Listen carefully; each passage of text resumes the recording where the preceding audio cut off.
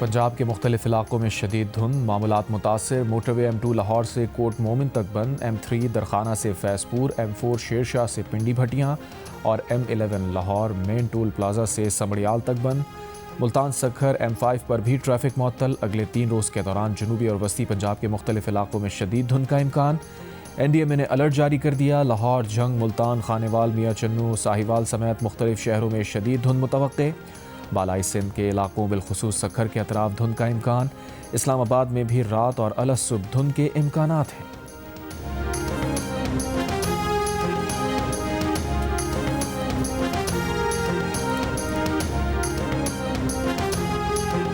بانی PTI کو jail میں محل جیسی سہولیات حاصل نہیں، مگر انہیں باہر کی خبروں تک رسائی حاصل ہے۔ 2 اخبار ملے ہوئے ہیں، ان کے کمرے میں LED بھی لگی ہوئی ہے۔ رہنے کے لیے 6 بیرکیں بھی ملی ہوئی ہیں، جن میں سے 5 ان کے استعمال میں ہیں۔ 6ٹی بیرک میں ان کا مشقتی رہتا ہے۔ اڈیالہ جیل میں قید رہنے والے مذہبی اسکالر انجینئر محمد علی مرزا نے جیل کے اندر کی تفصیلات بتا دیں۔ جیو نیوز کے پروگرام آج شاذب خانزادہ کے ساتھ میں بات چیت۔ کہا، بانی PTI دن میں 2 بار اپنی بیرک سے باہر آتے تھے، صبح 9 بجے ناشتے کے لیے اور دوپہر 3 بجے دوپہر کے کھانے کے لیے۔ ان کا مشقتی دیسی گھی کے تڑکے لگاتا تھا، جس کی خوشبو ہمیں بھی آتی تھی۔ بانی PTI جب غصے میں آتے تو بہت اونچی آواز میں اور مسلسل بولتے۔ بانی PTI جیل میں بہت فرسٹریٹڈ ہیں۔ 2 سال جیل کاٹنے کے لیے فرسٹریٹڈ ہونا غیر معمولی بات نہیں۔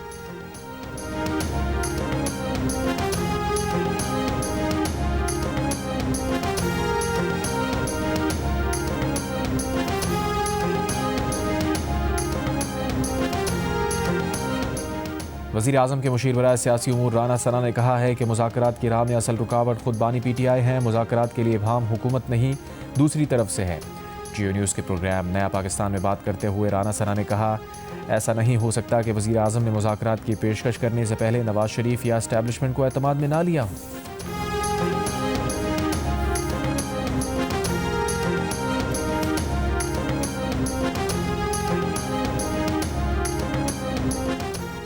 وزیر خارجہ اسحاق ڈار اور سعودی وزیر خارجہ فیصل بن فرحان کا ٹیلی فونک رابطہ۔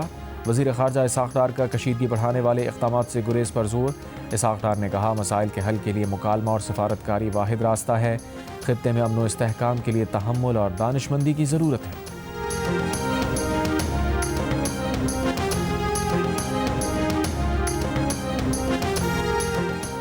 یمن سے اماراتی فوجی دستوں کی واپسی مکمل کر لی۔ اماراتی وزارت دفاع کا بیان۔ کہا، دہشت گردوں کے خلاف آپریشن کے بعد فوج واپس بلائی۔ یمن میں شراکت داروں کے ساتھ ہم آہنگی سے فوجی مشن مکمل کیا۔ جنوبی یمن کے علیحدگی پسند گروپ سدرن ٹرانزیشنل کونسل کا یمن میں جنوبی ریاست کے قیام کے لیے 2 سالہ منصوبے کا اعلان۔ متنازع جنوبی یمن کے لیے نیا آئین اپنانے کا ارادہ بھی ظاہر کر دیا۔ کہا، یہ علیحدگی نہیں بلکہ ریاست کی مکمل خود مختاری کی طرف ایک قدم ہے۔ کراچی میں مائی کولاچی کے قریب مین ہول سے 4 لاشیں ملی ہیں۔ پولیس کے مطابق مرنے والوں میں 2 خواتین، 1 مرد، 1 بچہ شامل ہے۔ لاشیں 10 سے 15 روز پرانی ہیں، شناخت نہ ہو سکی۔ ابتدائی تحقیق کے مطابق لاشوں پر تشدد کے نشانات ہیں۔ 4 افراد کو نیم بے ہوشی میں لا کر قتل کیا گیا۔ 4 لاشیں کمبل میں لپیٹ کر سوکھے مین ہول میں پھینکی گئی تھیں۔ مین ہول سے خون کے نشانات بھی ملے ہیں۔ شبہ ہے 4 کو تیز دھار آلے سے قتل کیا گیا۔ وزیر اعلیٰ سندھ مراد علی شاہ کا نوٹس، پولیس اور متعلقہ اداروں کو فوری تحقیقات کا حکم۔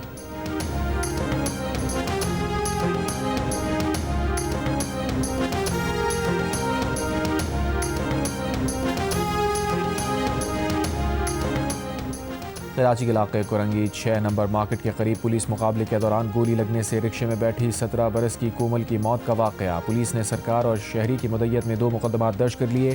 DSP لانڈی فائزہ سودھر کی سربراہی میں کمیٹی تشکیل۔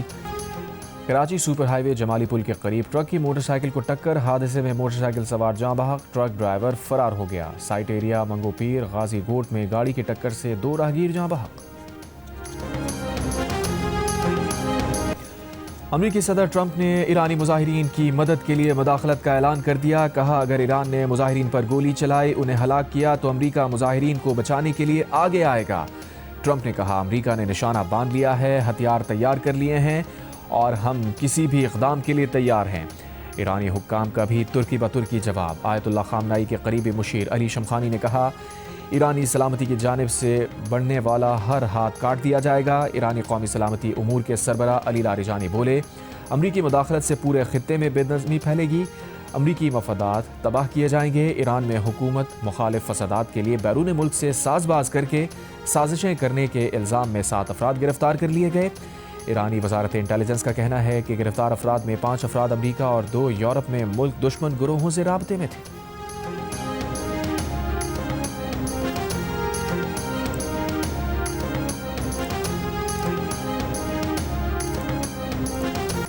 غزہ میں شدید ٹھنڈ میں بنیادی سہولتیں ناپید، امداد کے داخلے پر اسرائیلی پابندی کے باعث فلسطینی مشکلات کا شکار، بچے ٹھنڈ سے ٹھٹھرنے لگے۔ نصائرت کیمپ میں بچی شدید ٹھنڈ کے باعث دم توڑ گئی۔ مغربی کنارے کے شہر نابلس میں اسرائیل نے کئی فلسطینیوں کو سرد رات میں گھروں سے بے دخل کر دیا۔ شمالی غزہ میں اسرائیلی فوج نے فلسطینی بچے کو شہید کر دیا۔ رواں مالی سال کے 6 ماہ میں تجارتی خسارہ 19 ارب ڈالر سے تجاوز کر گیا۔ ادارہ شماریات کے مطابق جولائی تا دسمبر برآمدات میں 8.7% کمی ہوئی۔ جولائی تا دسمبر درآمدات میں 11.28% کا اضافہ ریکارڈ کیا گیا۔ گزشتہ مالی سال کے ابتدائی 6 ماہ میں 16 ارب 63 کروڑ ڈالر سے زائد مالیت کی برآمدات تھیں۔ گزشتہ مالی سال کی پہلی ششماہی میں 30 ارب 90 کروڑ ڈالر کی درآمدات تھیں۔ گزشتہ سال دسمبر کے مقابلے رواں مالی سال دسمبر میں برآمدات میں 20% کمی ہوئی۔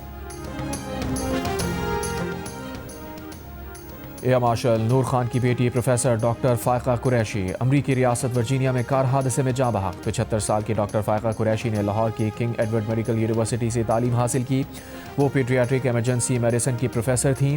ڈاکٹر فائقہ قریشی کئی برس تک بچوں کے دی کنگز ڈاٹر اسپتال ANP رہنما امیر حیدر خان ہوتی نے کہا ہے کہ بانی PTI جنگ اور انتشار کے ذریعے رہا نہیں ہو سکتے۔ ہماری تحریک کو نقصان پہنچایا گیا مگر ہم نے 9 مئی کی طرح ملک کو آگ نہیں لگائی۔ واقعی کی جگہ سے برآمد گولیوں کے خول فورنزک بھیج دیے گئے۔ مبینہ مقابلے میں 1 ڈاکو زخمی حالت میں گرفتار کیا گیا جبکہ 2 ڈاکو فرار۔